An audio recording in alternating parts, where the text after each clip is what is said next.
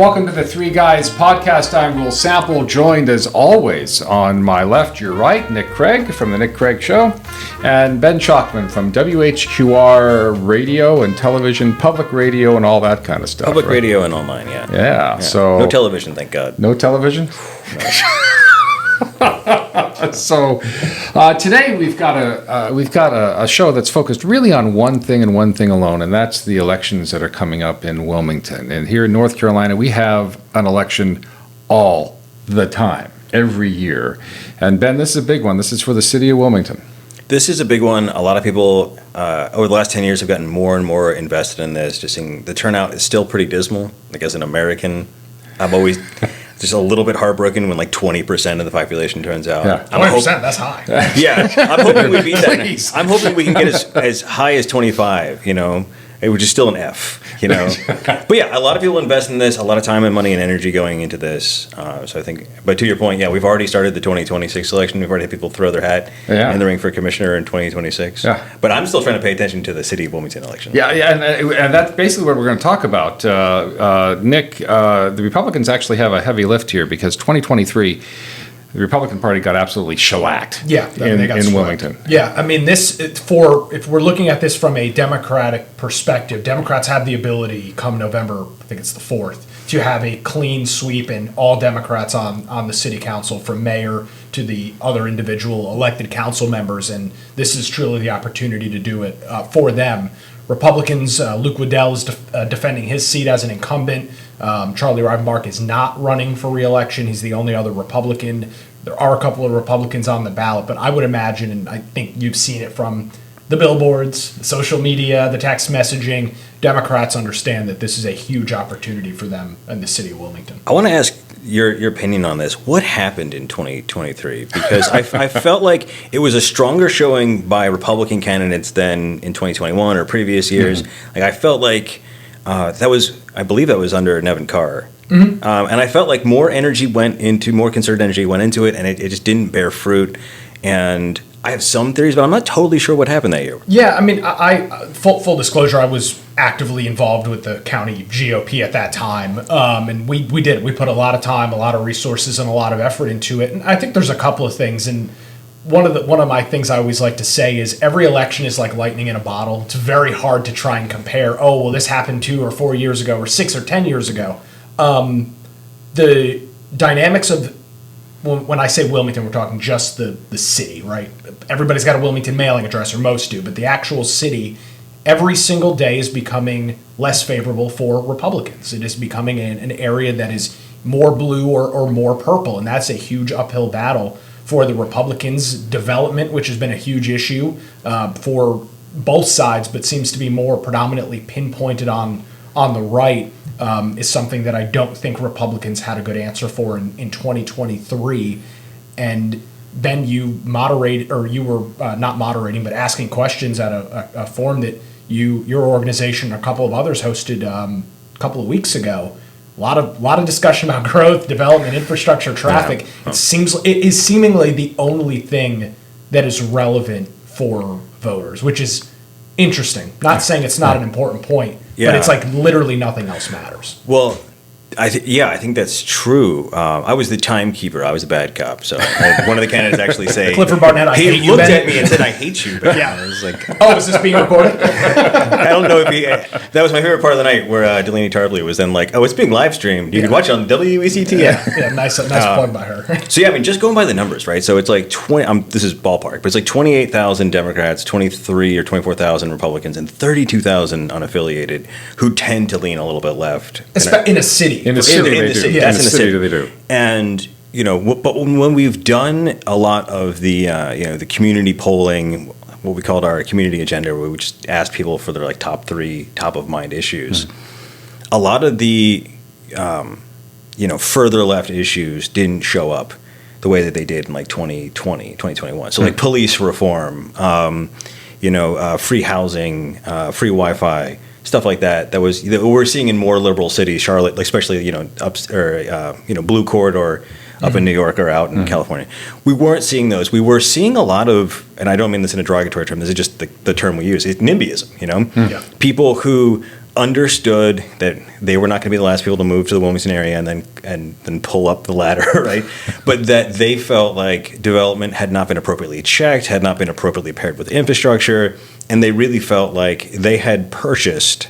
And this is a guy I see this guy every morning at Smith Creek Park, and he, Democrat from New York, kind of center left, I feel like, and he's like, yeah, I bought into a certain feel here. This is what I paid for. And now I feel like that's been taken away. My access to the beach is reduced by traffic, the suburban feel reduced by encroaching mixed-use family development. So we hear that from everyone, like irrespective of party. And I think a lot of the candidates have been smart to try and figure out how they can access that issue in a way that makes sense for their political framework. I think the other thing that is going on that's different for this year that really cobbled the Republicans in 2023. In 2023, the Republicans really were disorganized. Even Republicans hated Republicans because we had things going on at the national level. We had a whole bunch of things going on that Republicans were just so disorganized. And I think this year we are united behind a successful presidency. We're united behind a whole bunch of good election results all across the state, all across the country. And we're finding that the Democrats are a little bit in disarray. There's no leadership at the top. There's no leadership. There's a leadership in the state level, but the Democrat Party as a whole is in disarray. We talked about this a little bit last time, that there is no direction in the Democrat Party right now. And so it'll be interesting to see if that comes out in local elections. I wonder how that will affect, because it's an off year, it's an odd year, so we're not writing a ballot that's got up ballot federal and state offices. But that's certainly something we're looking ahead to 2026 for. Yeah. Not to take too much of a detour, but the idea has traditionally been, as we talked about this last time, midterm elections, opposition party, minority party tends to get a little bit of a comeback. And we're wondering if that'll be hampered by a lack of vision in the Democratic Party, where you get a little bit of voter apathy because there's just no clarion call for the midterms to come out to the ballots. Now, whether that'll impact the munis, I don't think it'll be as much of an impact, especially because I talk to otherwise well-informed voters who don't totally know everyone's partisan affiliation. I talk to just a random guy that I see at the coffee shop. And I asked him, if you don't mind me asking, did you see the forum? He said, yeah. I said, who do you think you'll vote for? And he said, Cassidy Santaguida and Luke Waddell. And I was like, I'm going to have to go back to the lab, sir. Can you give me one moment while I put that into my machine? And he just thought that those two candidates put on a particularly good performance. They seemed, keen and engaged and kind of knew what the issues were. And I don't think it was coming from a partisan point of view. Yeah. But I wonder, I do run into a fair number of voters who aren't really tapped in to politics, who, kind of superficially aware of the issues, and they're just kind of going on that. Yeah. Again, it's weird. I think what makes the municipal so interesting, kind of not disagreeing with what you're saying, Reuel, but maybe on the flip side of it, I've seen in my experience very little of the national issue trickles down for municipal. Like Ben mentioned, when you have 18% of the public voting, I mean, it's such a small group of individuals that it really is, like Ben just kind of the anecdote from the guy in the coffee shop. Oh, I saw Luke on TV with his wife and two kids and his dog, his golden retriever, or I saw him at early voting. He looked like a good guy. He was able to articulate a sentence. He's got my vote. That I don't say any of that to be derogatory towards Luke at all, but that's kind of the bar and barrier to entry for municipal elections. Is the person coherent in what they're saying? To the point that Ben was bringing up, I thought Cassidy had a great form, did a great job at the candidate forum that you guys hosted. She was very articulate on the issues. She came across very pleasant. She didn't come off combatish or standoffish or rude or nasty or anything like that. That absolutely will account for potentially hundreds of voters, which is maybe all you need to grab one of the top 3 seats. It's not much. I mean, we remember back in the day, Democrat Paul Lawler lost to Neil Anderson by, I believe it was 4 votes after the recount, which has always been particularly painful because I imagine you could find 4 people that you knew who didn't vote and personally hold them accountable. But do you want to get into it? You want to get into the candidates? No, that's fine. And we before we get into that, just to remind you, we've been talking for about 10 minutes about Republicans and Democrats. This is actually a nonpartisan race, and it's always partisan, isn't it? Well, that's what's weird. It's by definition considered a nonpartisan race, as in there will be no R's and no D's on the ballot when you walk in. But Ben, you're more of the Wilmington political history nut than I am. When was the last? Have we ever had an unaffiliated candidate that has sat on council? I mean, from modern times, they're either Democrats or Republicans. I'm trying to think back, and as far back as I can remember, it's been party based. I think for a long time it was really just sort of centrist Southern Democrats. I mean, Spence Broadhurst is sort of the model of that. Sure. But you have to go back 30 years for that. Yeah, and even there, they were, I mean, clearly part of the Democratic Party. This represented the maybe the lower heat signature of party politics at the local level back then. It was a little easier, and you didn't have as much public pressure for local officials to jump into Israel versus Gaza or border policing or stuff like that. It was, and you didn't see politicians as much trying to connect their campaigns to those big national issues. It was kind of boring, As it's gotten, as a journalist, it's more exciting to cover. There's more sound and fury, right? Yeah. But yeah, it's been, as far as I've known, there's always sort of been a party aspect to it, but there's also been much more, Democratic control. I think this is the first year where I think Republicans could win all 3 seats in theory, and they could, in theory, win the mayor. That's that's going to be a taller mountain to climb. Sure. But it wouldn't have even been possible 10 years ago. Well, so let's get into the race. Is that the mayor race is a big deal this year because for the first time in 14 years, 15 years, there's actually a Republican candidate on the ticket. So, but let's go right down. We're going to go right down the ballot so that nobody thinks that we're doing something hokey here. So the first one is Jonathan Barfield Jr. Now, here's the interesting thing. He's a Democrat, but he's not carrying the endorsement of the local Democrat Party. Yeah, lots of conversation around this one. Oh, yeah. I'm curious, from your side of the fence, Nick, what did that look like as someone with no dog in that particular fight? What did that look like to you?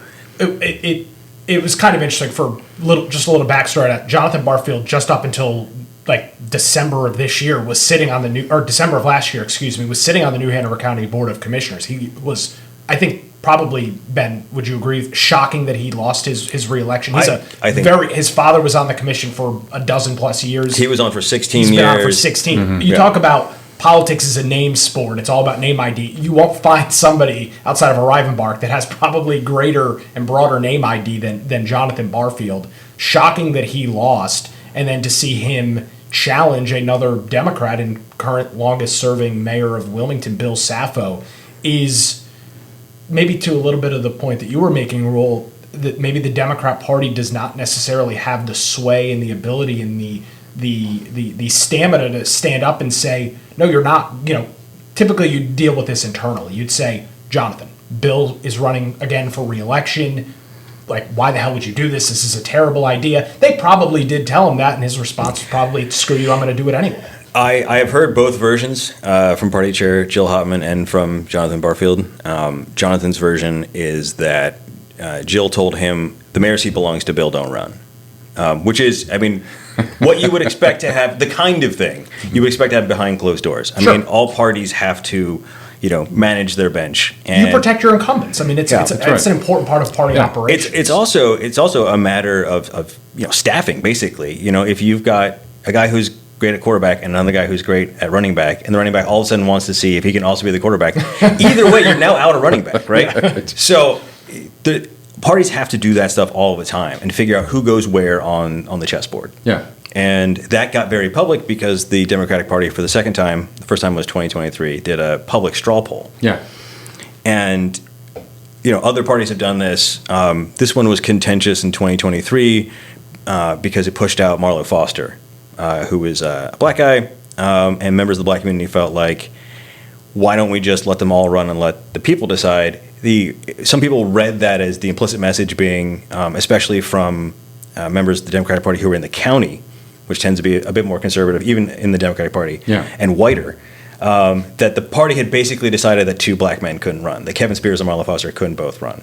I don't think that's where it was in the hearts of the Democratic Party leadership, but some people felt that way and were public about it. But in politics, optics is everything. Optics is everything. Yeah. So we were curious whether or not that would happen again this year, and it did. And I moderated, just full disclosure, I moderated the forum for the Democratic candidates, and Jonathan did not show up. He said this is a foregone conclusion. He explicitly compared it to 1898. Wild. Wow. And when I interviewed him, I asked him, do you think that's, a hyperbolic comparison? And he doubled down. He said, no. He was very articulate. He made his point. He said, I'm an American. I served in the armed forces. I have every right to run. I don't need to ask anyone's permission, kiss anyone's ring to run. And for the party to say, we've decided that this black man can't run, and to not support another black man, the mayor pro tem, Clifford Barnett Sr., felt to him like it was explicitly racialized politics. And I asked him, like, do you think 1898 is a bit too far? Because that was a horrible genocidal massacre. Yeah. He then went further and compared it to the Holocaust.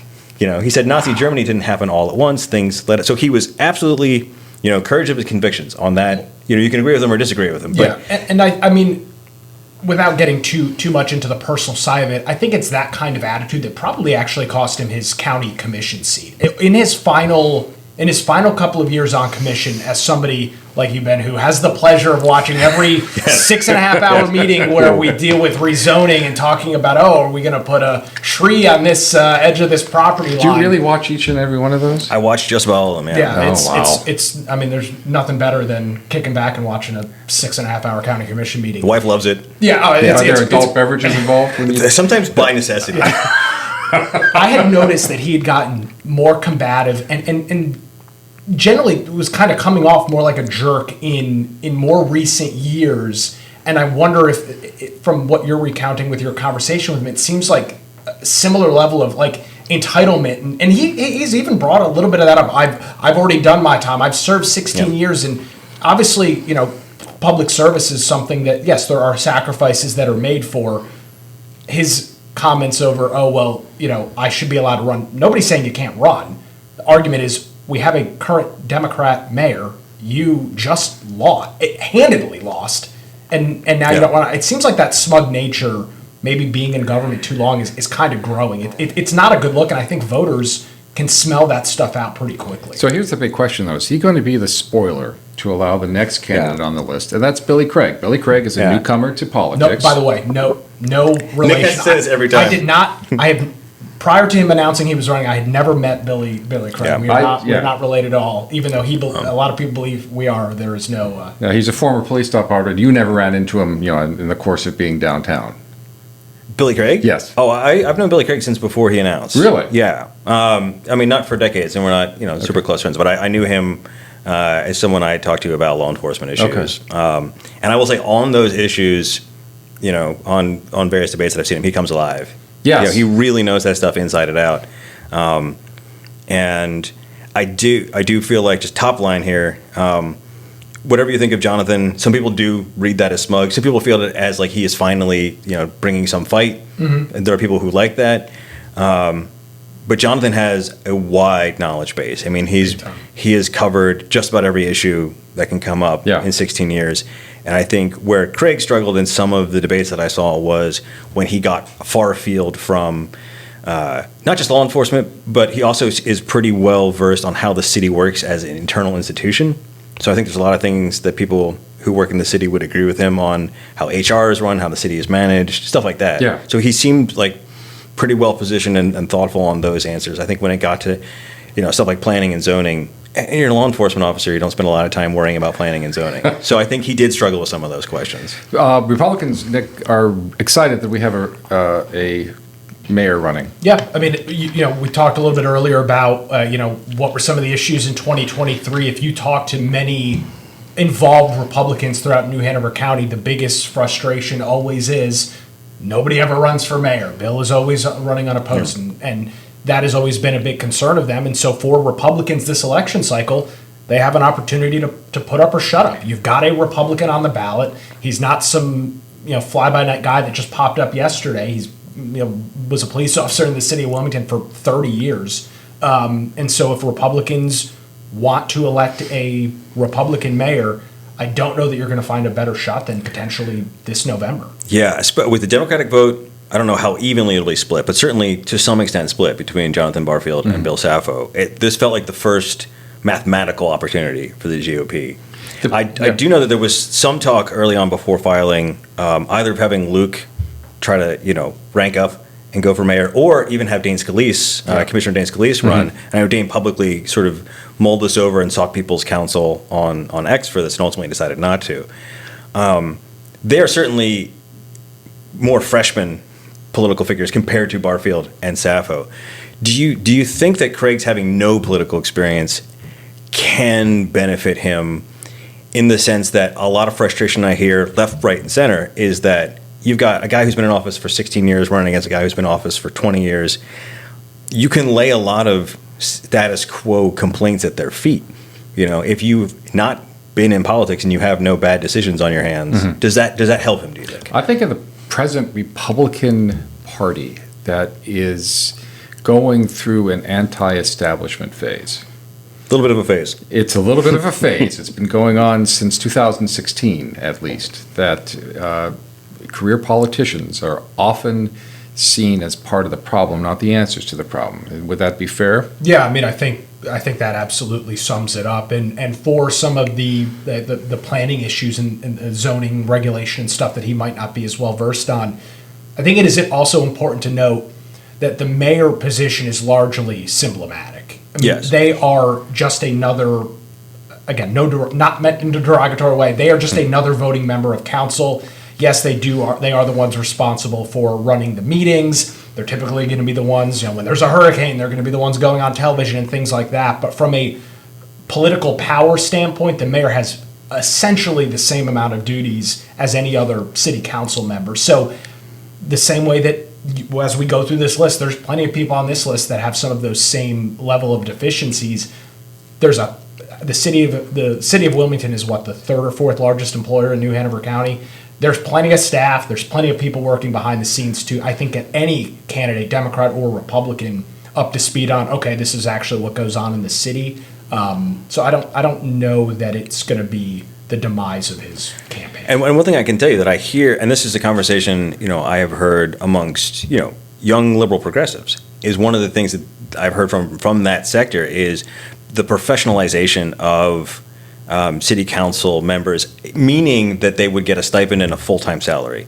So that someone who's right now a barista or a bike messenger or someone working in the service industry or a young graduate could conceivably run for office and bring their ideas, a fresh perspective to city council without having either retirement income or a job. As many pointed out, realtors do have a bit more flexibility in their job than, say, someone who has to work a 9 to 5 and cannot be there at that agenda meeting that starts at 8:30.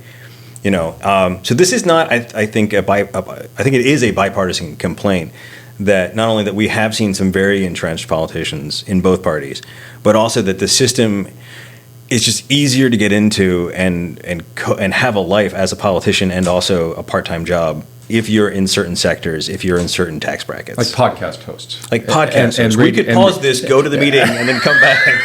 I don't want to get too far derailed on this because I do want to get into these candidates, but I've heard that same issue and complaint, and I find there to be a little bit of hypocrisy in some of that commentary. We look at the General Assembly is the greatest example of this. $13,500 a year. If you don't live in and right around the Raleigh metro area, can travel back and forth, you are talking about driving up to Raleigh from somewhere here in Wilmington, 2 hours each way, finding a hotel on your stipend of $116 a day and doing that for $13,000. There is a huge barrier to entry. But I would suspect, Ben, especially on the more progressive side of the aisle, the same individuals that would complain about, it's not, I can't do this because it's not a full-time job, are the same ones that would complain about lifelong politicians, which is presumably what paying somebody a full-time salary as a full-time job could and probably likely would lead to. It's not just about the political position, it's about a $50,000, $60,000, $70,000 a year paycheck. I imagine that there's some internal inconsistency and probably a Venn diagram of salaries they'd be happy with and salaries that they're angry about. Yeah, and some crossroads. somewhere in the middle. Yeah. Let's get back to the candidates. Let's get to the next one. Bill Sappho, who? Bill. Who? Bill. Oh. Yeah. Who Mr. Mayor. might ironically siphon Republican votes from Bill Craig, from He Billy will. Craig. Yeah. I mean, there's already been. I saw the I would say folks, but I think it's folk. The folk at Cape Fear Beacon just now realized what journalists have been pointing at for a while is that he fundraised like a mad dog from Republicans when he ran against Harper. Yeah. Harper Peterson, sort of being challenged from the left in 2021. I think there was one night where he raised like $100K from the development community, but also plenty of establishment Republican types. Yeah. Who, some of them just like Bill and think he's doing a good job. Some of them think, well, this is the lesser of two evils. Harper will turn this into a socialist dystopian nightmare, so let's vote for Bill. But combined, he was able to just really tap into, culturally and financially, the center right of Wilmington. And some of those folks saying, things are okay, business is okay, Bill's made some moderate decisions. He's been a moderating impact on some of the more liberal members of Congress. And Craig seems like a nice guy, but doesn't seem to know the ropes and vote for Bill. So I could see that happening. It absolutely will happen. And I mean, I think you look at, and when we say Republicans or Democrats, there are a plethora of sects in each of those things. From a business perspective, like Ben was just mentioning, if you are a moderate, so-called establishment Republican, business for the most part, pretty damn good in Wilmington. Yeah. Bill Sapo's been there for 20 freaking years. It's not like he doesn't know what's going on. If you're talking about continuing with the steady hand, it would be a no-brainer to vote for Bill Sapo. If that's what you're interested in, if you're not interested in any potential shakeup or changes, it makes complete and total sense that you would support Bill Sapo as mayor. But Republicans, as I said earlier, have been on an anti-establishment kick for 10 years now. The grassroots has been, but if we're being honest, those people don't donate any money. They very rarely actually get involved in anything, and most of their time is spent posting on social media. So is that same anti-establishment in the Democrat Party? Because he has been there for a long time. And are they ready for a change? And will that go to Billy Craig, or will that go over to Jonathan Barfield? I think there is some real heartburn on the left, because the same people will post, the politicians should be changed, often just like diapers and for the same reason. They'll post that, and then they'll say, well, you're voting for Barfield, and they'll say, well, no, he's been in there for 16 years. Or they flash back to the hospital sale, which some on the left are still mad about, or some other issue that just comes along with being in office for 16 years. You're going to rack up some, some negative reviews, right? Yeah.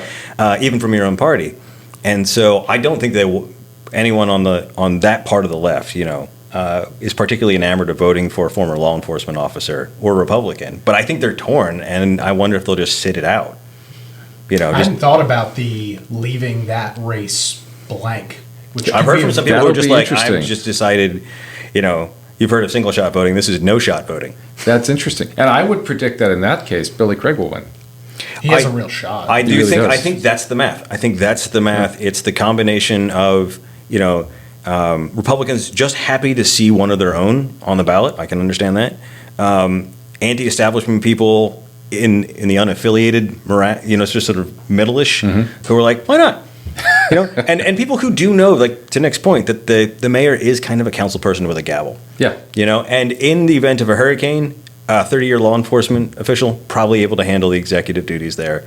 The only other thing the mayor does, kiss babies, cut ribbons. They have those giant golden scissors. Do they really? They do. Do we actually have those? Yeah, go on WDI's Facebook page. Yeah. Every business opening I looked them up.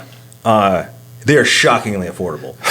Like $100, you get yourself 4 foot long. Yeah, but you got to remember, Ben, you got to buy it from a government supplier. That's it. $4,000. Yeah, I was going to say. The low price of $4,000. Yeah. Anyway, all about to say, I think there's a mathematical path to victory for Billy Craig. I think it depends on, it depends on turnout, and it depends on if Sappho, as he has done in the past, picks up an extra chunk of votes with just an absolute last-minute TV ad blitzkrieg. He is doing TV now. I saw my first Sappho ad this past weekend watching football. So and he's got those. I remember in 2021, I don't watch cable TV for lots of reasons, but every time I was at a friend's house or a family member's house, if TV was on, in any given half an hour segment, I saw a Bill Sappho ad. It's interesting. I'm now part of the unplugged generation. I don't have cable TV, so How do you I watch don't- live sports?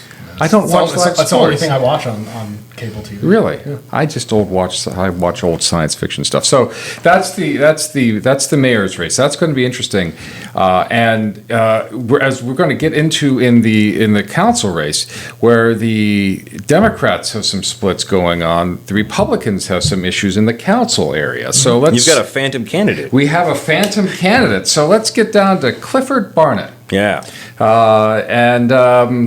Tell us about Clifford there. I mean, Clifford's a pastor. He moved down here, to pastor here in Wilmington. I've heard from people on both sides that he's kind of like a wild card on council. Not that he's like a maniac. He's very reserved. But that people often don't know how he's going to vote on an issue until right before. And that's given him some leverage for people to come and seek his counsel. Do Democrats like that? Do Democrats like that unpredictability? I think I'm being candid here. From my off the record conversations, they see it as principled. They see like he really does go home and pray about this stuff, and you can be cynical about a phrase like that, but I think he really does do that. So I think he's earned the respect of his Democratic and Republican colleagues for that reason. I don't know how much it will hurt him, just to go back to Struppel just for a second, that he doesn't get the Democratic nomination, because he's been around for 8 years. People know him. They know him in the downtown community. They know him in the Wilmington community. They know him in the black community. They know him in the religious community. So not being on that Democratic slate maybe hurts a little bit, but being an incumbent for 2 years, and people have seen him run meetings because he's the mayor pro tem. So if Bill's out of town, he runs got the gavel. So I think he's coming from a strong position. Yeah, and I mean, I think I want to touch on, because this will come relevant with the Republicans as well, the relevance of being endorsed by your political party. We'll see, for folks that want to early vote starting at the Northeast Library on Thursday, you will see 2 tents opposite, probably 25 feet opposed from each other, the Republicans and the Democrats, and both of them will be handing out either sample ballots or what is equivalent to, these are our candidates that we want you to vote for. And the fact that Clifford Barnett, who is, Ben just noted, has been on council for 8 years and is the current mayor pro tem and a Democrat, is not going to be on that list is potentially a spoiler for him. That'll be interesting, especially yeah. for newer people. Wilmington's grown a lot. You see the erosion of the names like the Rivenbarks, where yes, it is still a powerful name for folks that have been here for a period of time. But if you rolled in from Connecticut, in the last 12 months, the name doesn't carry any significant weight. It's going to be interesting to see him not being endorsed by his own party, if that has a spoil. I think it very well could. Yeah, it'll be interesting to see if Jonathan Barfield brings in votes for Clifford Barnett at the same time. Yeah, I mean, I know people who are voting.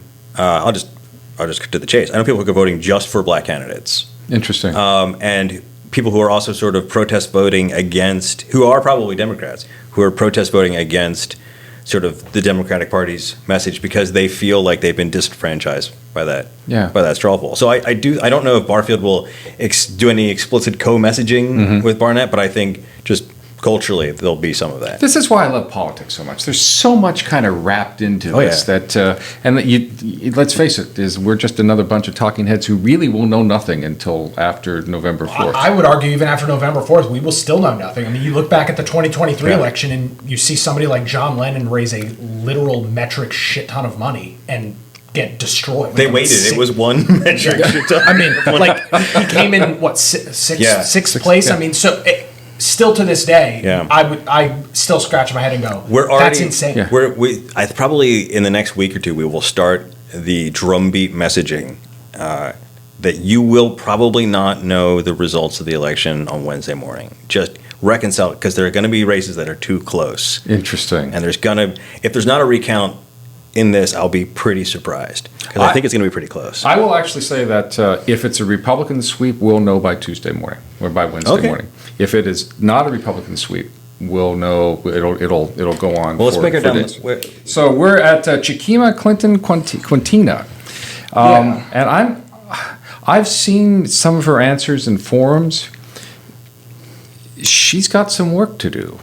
Atrocious. I mean, there's no other way for me to describe it, whether it's the NAACP form, which was like I think the first or close to the first large event that took Were place. you the timekeeper for that one as I well? was not. Okay. So Nick's referring to the question they were asking candidates about. I believe it was, how would they feel about law enforcement working with ICE? Which is kind of a nonsense question because ICE likes to work with sheriff's offices, not police departments. Yeah. But it's kind of a virtue signaling question. So Republicans can say I support it, and Democrats say I don't support it. But so it shouldn't be a hard question. Is the reason I say that. Right. And she said I don't support our law enforcement. And then Done. froze And like a then Roomba whose batteries had died, and then handed the mic back. And I did actually text her because I saw a couple of people who would, turn that clip into a meme. Yes. Yeah, and shared it. And I was like, that can't be, because I had a long conversation with her off the record before I interviewed her, and then I interviewed her. And in neither case did I get a sense there was like an ACAB vibe coming from her. So I was like, what? Just tell me what that was. And she's like, yep, panicked. Not her words, but under the pressure of time, just didn't do a good job there. And what I meant to say was something more nuanced, basically saying, I do support our local law enforcement. I don't support some of the stuff ICE is doing. That's obviously not what people saw. It's not what got shared on social media.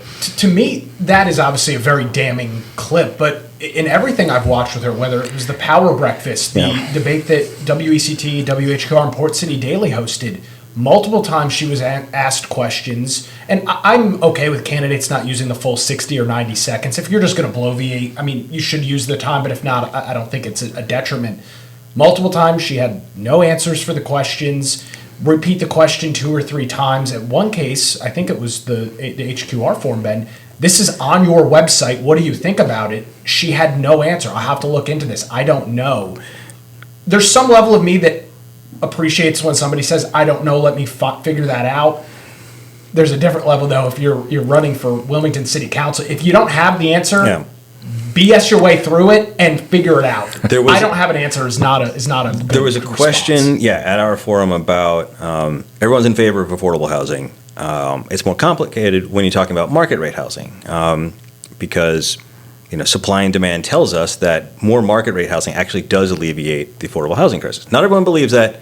There are people who will push back on that, but most nonpartisan policy experts, when you ask them, they're like, yeah, actually, if you don't have luxury apartments, people will just get a cheaper apartment, and because they're probably going to rent for a couple of years before they find or build their dream house, right?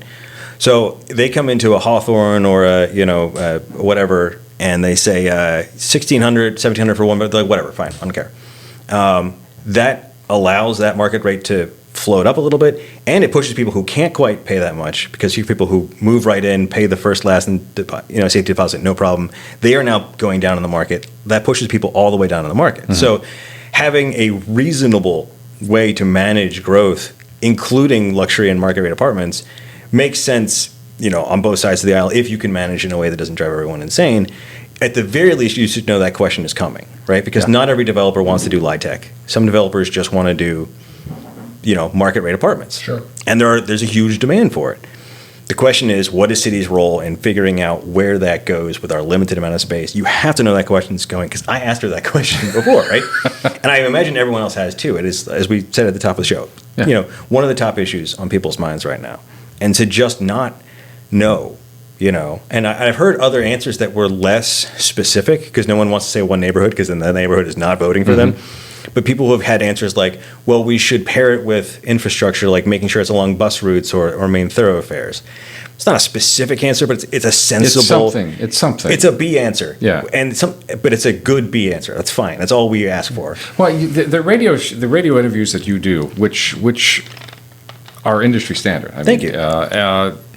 You go over all this stuff, and if you cover it, it's going to be asked in these forums. Absolutely. And by the way, the one where she seemed to struggle the most, which was the WHQR, WECD, Port City Daily one, this is now the 4th or 5th major forum. And I'm sure there's been other smaller groups in community clubhouses or penthouses within various housing communities.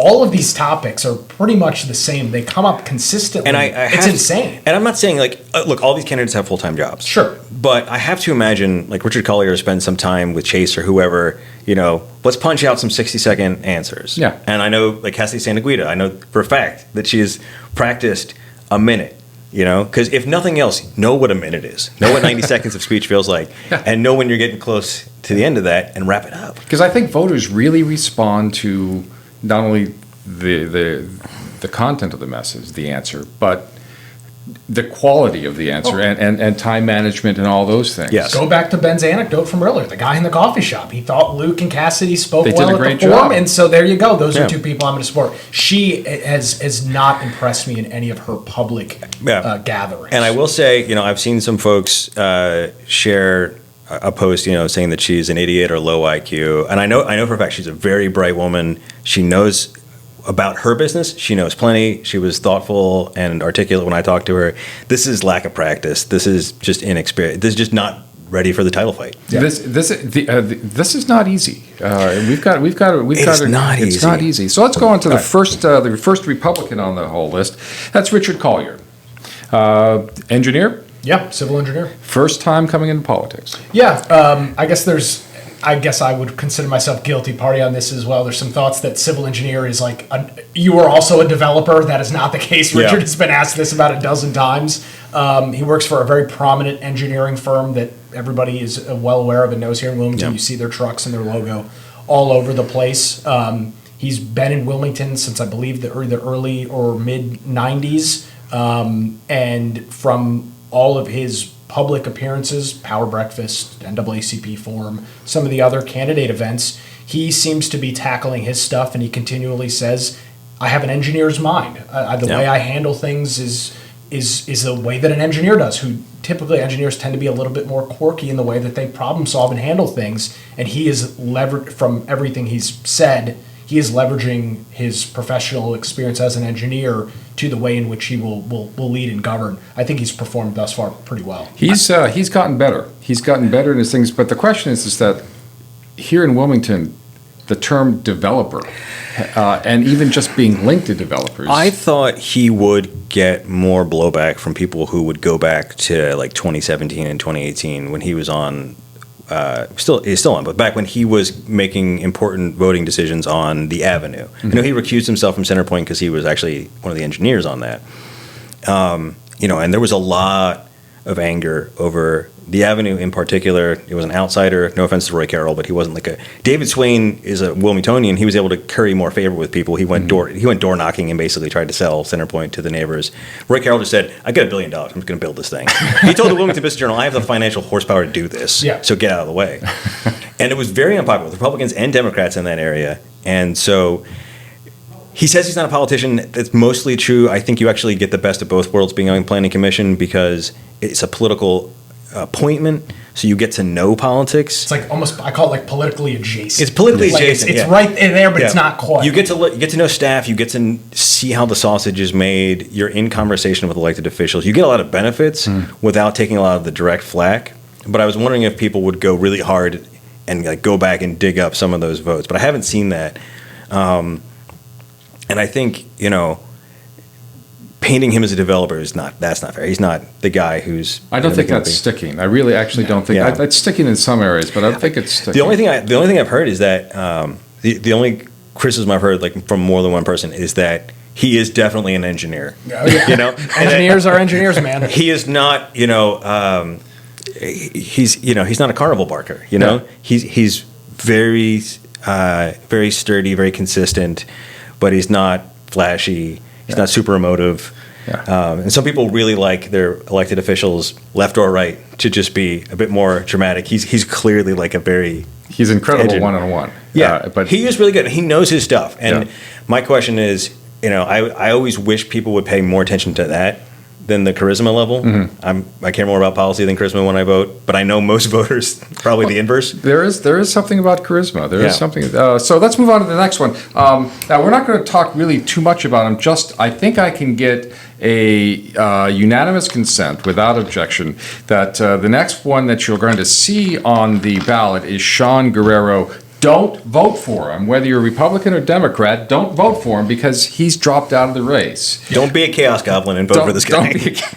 I'm going to steal that one. Chaos goblin. Yeah. He has dropped out of the race, and anything that you throw at him is just basically a waste of time. So the next one, J.C. Lyle. She's strong. Yeah, and she's improved. Yeah. I was, like I said, I moderated that Democratic Forum back before even the filing period had ended. And When you say the Democrat forum, you're talking about the straw poll that they the did? straw poll Gotcha, forum, okay. yeah. And so, not that she bombed in any way back then, but she has tightened up her performance. She was already really good on policy, so it's more about that optic part of it, about delivering it without sounding like a wonk, like sounding like you're a normal person who happens to know a bunch about this stuff, which every person who knows their shit struggles with. So I think I've seen real improvement from her on that front. Yeah. Now, Republicans have focused on her as well because she gave not a really great answer on law enforcement at that forum. I don't remember her answer to the law enforcement question. J.C. Lyle is a very strong candidate for, I'll say for Democrats, that's the party that she's affiliated with. She has spent, similar to Richard, about the same amount of time, close to 30 years in Wilmington. She did a whole lot of work with her nonprofit group, Warm NC. When you talk about housing and things like that, the same way we say that, Richard would be a subject matter expert on things engineering, JC would be in some level on certain verticals as it relates to housing and things of that nature. She's got really strong name ID from the community work that she's done, and she is, I think, a very hard candidate to beat. I also think 10 years ago, she could have run as a Republican. Yeah. When the parties were a bit closer together. I mean, I first met JC when I moved down here and was working at the new old big talker radio. She was a consistent on the morning show there. That was a very clear and obvious conservative talk station. Yeah, you couldn't miss it. And so she absolutely has kind of, she's not a hyper partisan in one way or the other. She may be drifting a little bit more to the Democrat side now that she's officially a registered Democrat and has got the party endorsement, but not a overtly partisan. Same way kind of with Richard. He's not, I wouldn't consider him overtly, really very few of these candidates overtly partisan. Yeah, I agree with that. So let's go to the first problematic one for Republicans. That's Kelly J. Roberts. He is a registered Republican. Did not get the endorsement of the New Hanover County GOP, but he is a Republican and on the ballot. Yeah, this is we talked earlier about some of the chaos and with the straw poll and some of the stuff within the Democrat Party. Republicans are not immune from any of that as well. Kelly has done something very unique that Ben sees every day as he goes in and out of work. Yeah. He has his freaking sign in practically every damn business that is in downtown Wilmington. Yeah, it is remarkable. We talked about this in the newsroom, and my colleague Kelly Kenoyer said, "Can I do a story on this?" And I was like, "I think it's perfectly legitimate because how many businesses, given the choice to do nothing and risk losing no business, right, are going to put a candidate sign in their window, knowing that every customer counts. We are all on crazy thin margins in that downtown corridor. Yeah. I say we out of spirit, but you don't want to turn away anyone, right? And these are shops, these are restaurants, these are places where we kind of want to old gentleman's rules. We want to keep politics out anyway. Yeah.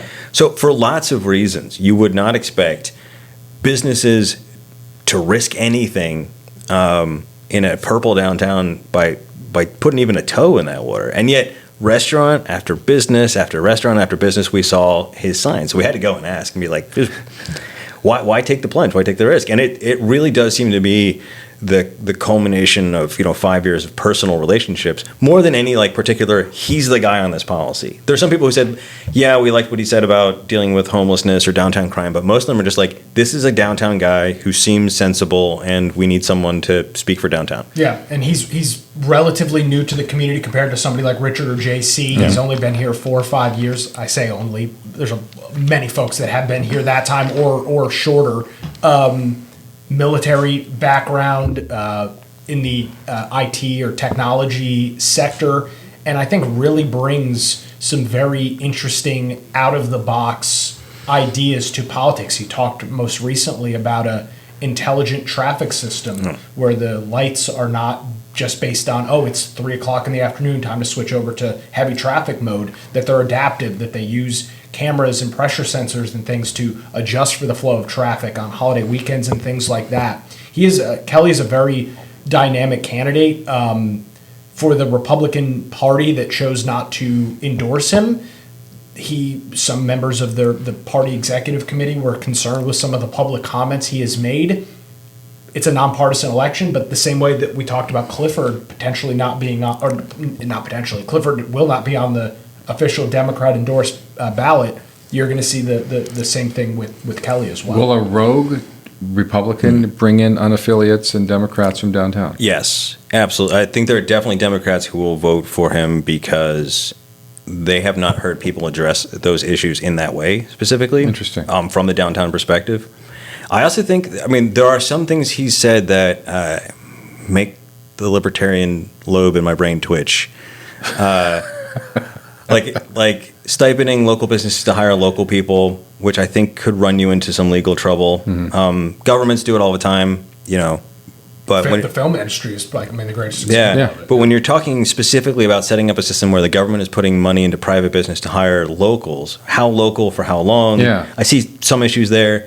He didn't go full fatwa on development, but he was pretty clear that he wanted to stop development in Wilmington. I just don't think legally that can be done. So I wonder how that plays out. Yeah. But it's interesting that he's actually asking those questions and positing. Yeah. What But again, can we I do? also think you have to. I do think it's fair as a journalist and as a voter to create on a little bit of a curve. Clifford Barnett admitted the other night he didn't know anything about housing. The first time he said he was in favor of a housing bond in 2021.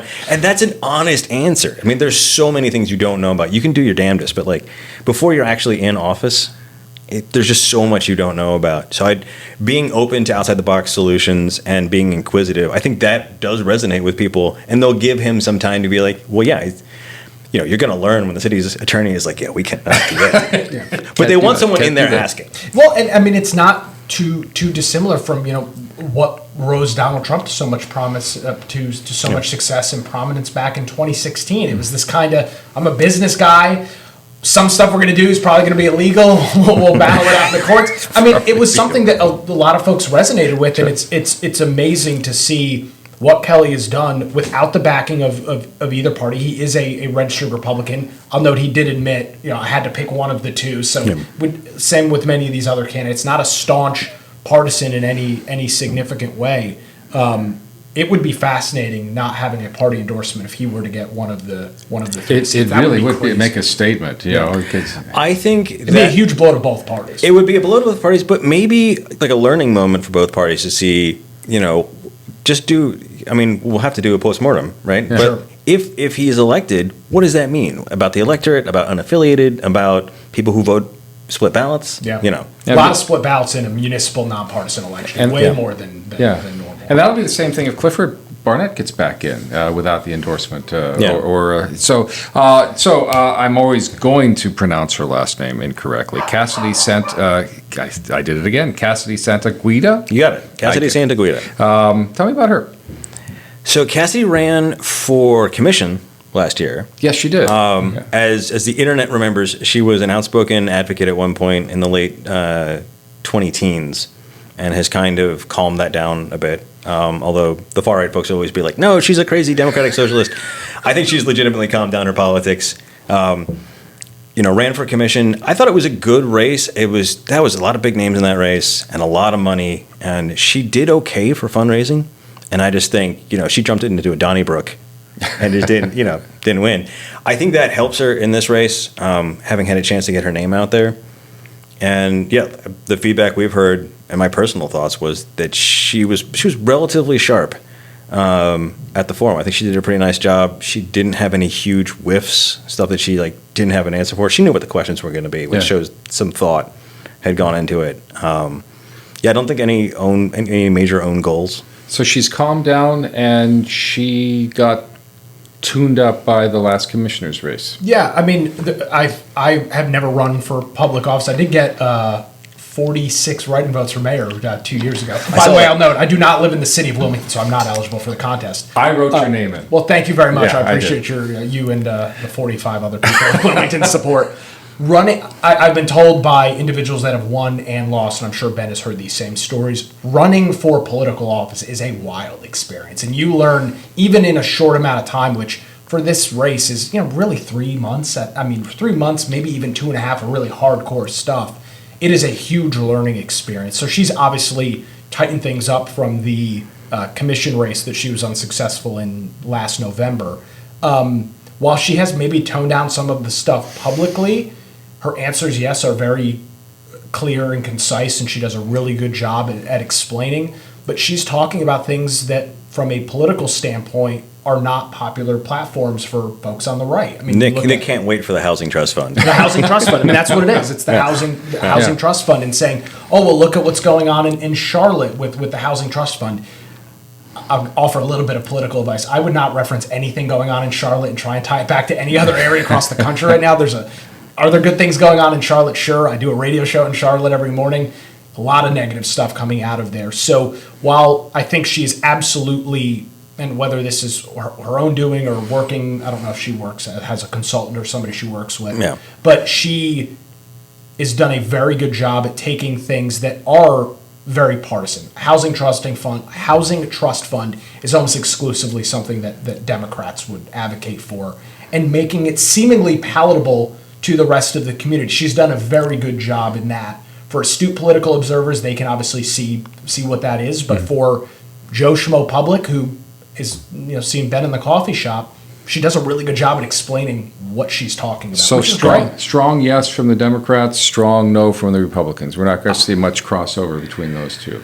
My guess would be probably not. I mean, I think she ran in a partisan race, so there's more awareness that she is a Democrat. She's running a Democrat. She does clearly lean left, and I think where she'll have to be successful is with unaffiliateds. Mm-hmm. And I don't know how deep they'll go on the Housing Trust Fund. To Nick's point, if you don't know what that is, it sounds great. It sounds Housing good. Trust Fund. Yeah. You're like, oh, okay, that makes sense. Yeah, I think you said something effectively. Yeah, there's a huge pot of money. Yeah, you think of if Reuel's a trust fund, baby. I mean, it means he's got a lot of money. But if I have a trust fund, that's all of my own money. Yeah, it's my IRA. That's your IRA. It's a trust fund. It's just your money. It's my Robinhood account that the government lets you pay less about your own money for. Yeah. So I think with affordable housing, I think we're going to keep seeing this debate where everyone wants the government to do something about it or the endowment to do something about it. And it is very unclear in most of the conversation what it would actually cost you, cents or dollars or tens of dollars or hundreds of dollars on your tax bill. How much is that going to drive up rent? Those numbers are almost always absent from the conversation. I think there are I think that would sway people on both sides. I think there are some people who are like, when they heard about, the original $50 million housing bond, I think if you broke that down for some people, they'd be like, ooh, I don't know. And those people were still against the more modest program that the county put forward was like $3 million a year. But if you broke that down, and it's like, this is like $5 a year for you. Yeah. They're like, oh, okay. They were less upset. But the conversation almost happens in a financial vacuum where it's like, we don't even talk about money. We just talk about, these big moving parts. Yeah. And I think that keeps some people from getting either too invested in or too allergic to. I want to make sure I'm fair with Cassidy. She's not the only candidate that has brought this up. J.C. Lyle has talked about it as well. So I just want to bring that point forward. It's something that you do see in many other major metros. The question is that something that you want to see in Wilmington? I think most folks here would say, we don't want to be Charlotte. We don't want to be Raleigh. We don't want to be some of these other major cities. So it is interesting when a vast majority of the electorate admits that they don't want to become a major metro, yet some candidates want to bring in ideas from other major metros. Yeah. It's interesting to see. I'm wondering if those two dots connect with, again, Joe Schmo voter who's not super invested, is going to show up maybe the final weekend of early voting and, I've seen a billboard, I've seen a sign, somebody knocked on my door and whatever. I'm curious if the dots will be connected on that. So the last name on the list, and probably one that has the biggest name recognition, Luke Waddell. Now he is an example of a semi-rogue Republican who won it 4 years ago. Define that term. Well, correct me, I was not here, but you were. Luke ran as a Republican, but his affiliation, he didn't bring in the GOP as strongly as all the folks are now. Is that a fair assessment? It's kind of blurry for me. With a nonpartisan election, you obviously want the reason that it's helpful to have the endorsement of your party is you get people working early voting and election day polls. You get volunteer resources, door knocking, things of that nature that are hard to do as individuals. Most people don't have 45 people that they can call and say, I need you to go knock doors, or I need you to go stand out at freaking early voting from 6:30 a.m. until 7:30 p.m. for 18 days straight. So you do get some of those resources. Luke, I do remember him being very involved with the GOP back in 2021. I'll note he made a huge dent at early voting, and I presume we'll see the same thing this go around by backing up his truck into a parking spot, sitting out there with his dog and his sign all day, every day for 18 days. And not that he was running away from the Republican Party, but he was just out there. He was there. He sat there, and I got to know Luke really well during that time, and I sat out there a lot of afternoons with him.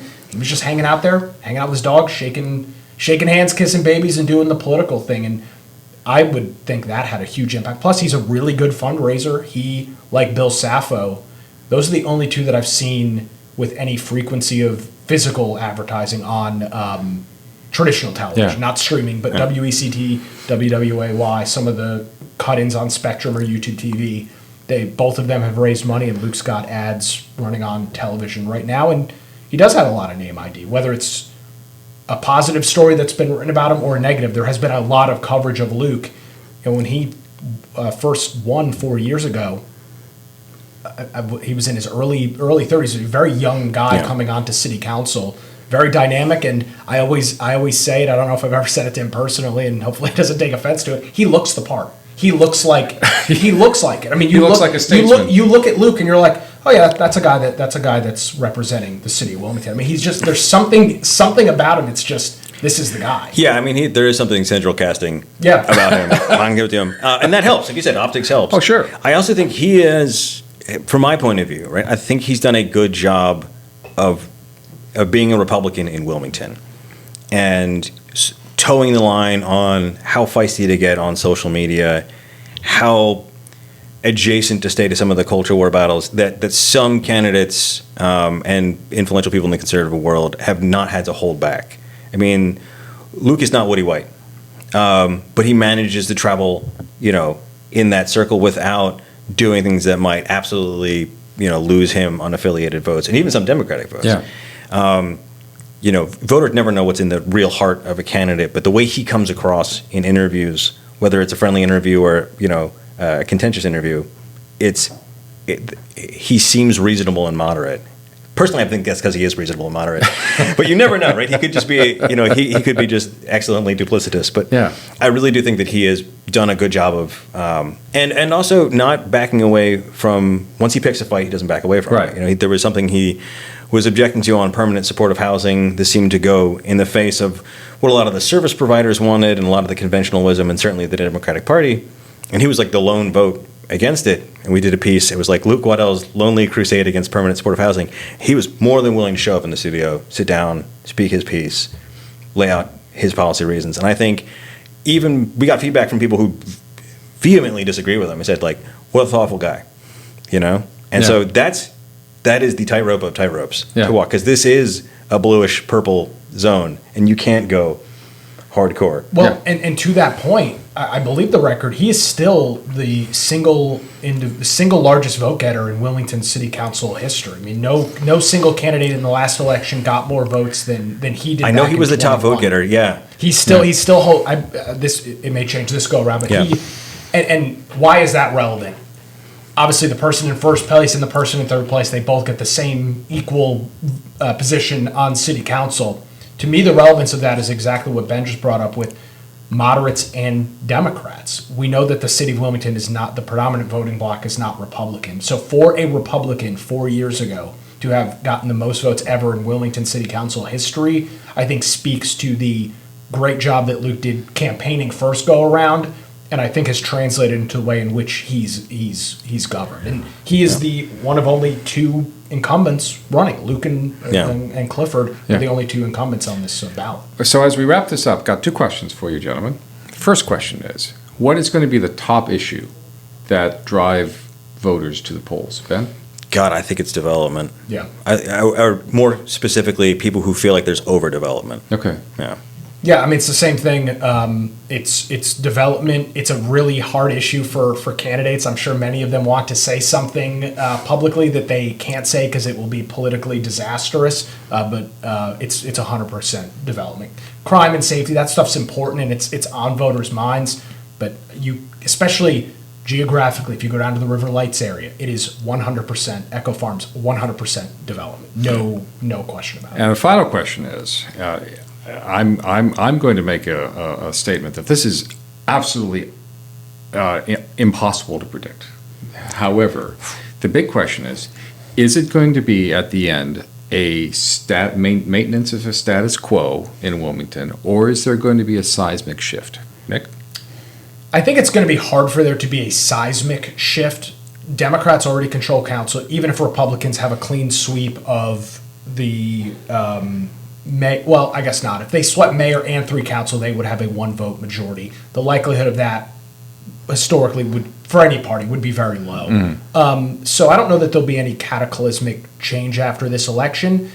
I'll go back to, for the most part, business is pretty good in Wilmington. The area is doing relatively well. People generally seem to be happy. Doesn't mean they don't have concerns. So I think you'll see some of the names that you already know continue to hold political office. I think that's true. My suspicion is that Bill Schachtman will pull it out. Yeah. Okay. In the end, it'll be close, but I do think he'll win. Who do you think's in second, Billy Craig or Jonathan Barfield? I think Barfield then Craig, but I think it'll all be very closely clustered. So you're going to say that the Democrats are going to get the top 2, and then the Republicans going to come in third? I do think so. Just breaking down, adding unaffiliated to Democrats and Republicans, and knowing that Democrats do a better job of turning out for the city than Republicans. Now, if there's Billy Craig could take second if there's a big swing, but I still think Sappho keeps his seat for at least one more term. Just wild. Mayor for life. I think the Assembly actually ran, my colleague John Estillo ran an article called Mayor for Life, and it's just not been disproven yet. I absolutely think Waddell keeps his seat. The fundraising, his public performances, his ability to poll unaffiliated, and again, even some coffee shop Democrats who just think the guy's reasonable. The rest of it, I agree with you, Reuel. I think it is a fool's errand to predict. I know who I think did a strong job, but I'm a policy nerd. Like Nick and I said, with the 1% of the 1%, where we know all these, like the average person, I just don't know how all of this is going to land in them. If you took a ballot into a Walmart, even a gas station, and said, do you know any of the names on this list? There is a strong probability that outside of Sappho, looking at the council, there's a very strong likelihood that the person in the gas station or Walmart will not have seen any of those names ever. Or if they say they have, think they have, and if you said, is this the picture of him, and pulled up a picture, they have absolutely no idea. Do you think most people know that there's an election coming up? Yes. Okay. It's hard to, unless you are a recluse. The signs are all over the road. It's all over TV and radio. I think awareness of municipal elections has gotten better over 20 years. Now, participation, that's another goal. That's another goal. Let's be clear as we wrap this up, Reuel. The reason a lot of people don't participate and they're scared to participate is they show up or they look at a sample ballot, they don't see R's or D's next to people's names, and they go, I don't know anybody on this list, so I'm not going to vote. I don't know. I haven't done the research. I haven't done the time. And I would say that local elections are the most important elections for you to vote in. For sure. Is that they impact you directly. Look at all the angst that we went through last year in terms of tax increases, property increases. That's all the result of voting. So when this goes on the air, it's going to be the first day of early voting. And it's all at the Northeast Library, and then the other ones start opening up on a staggered basis. And then November 4th is the actual big day. We're not going to be back on the air until after the elections so that we can give you the postmortem's a little grim. Post-game analysis. Monday morning quarterback. Yes. Armchair analysis. Wednesday morning quarterback. We're going to examine exactly what happened and looking forward to it. So, Ben, what are you going to be doing for elections? Do you have WHQR live on the spot stuff going on? We will probably be live that night, but more importantly, that morning. Okay. Because we don't even get the numbers until 7:30, and then they trickle in. And, I think they just appointed, as of yesterday, someone from the county to be the interim elections director. So hopefully that ship is sailing. But it's just a tough job. Yeah. And So the live coverage for a non-presidential election can be a little sleepy. So usually we just go to bed early, wake up early Wednesday morning, and then get on the air and start unpacking what's happening. So if you haven't caught Ben, he's on WHQR at is it .com or .org? .org. .org. Yeah. Okay. And also make sure that you sign up for his Sunday blasts, which are fantastic. Thank you. That's good stuff. Now you're going to be covering this stuff as well. Yep, similar to Ben, I was toying with doing some live election coverage on social media Tuesday night. If it is anything like the last election, New Hanover County results won't come in until like 11:30 p.m. So frustrating. That's not a great idea. But I'll have coverage on social media and then the podcast Wednesday morning. And like a good capitalist, you're at a .com. You're at nickcraig.com. Yes, sir. Okay, so make sure that you check him out all the time at nickcraig.com. And check out what we're doing over at the Wilmington Standard at thewilmingtonstandard.com. So on behalf of the three guys, I'm Reuel Sample, Nick Craig, Ben Schachtman. Thanks for listening, and we'll talk to you real soon.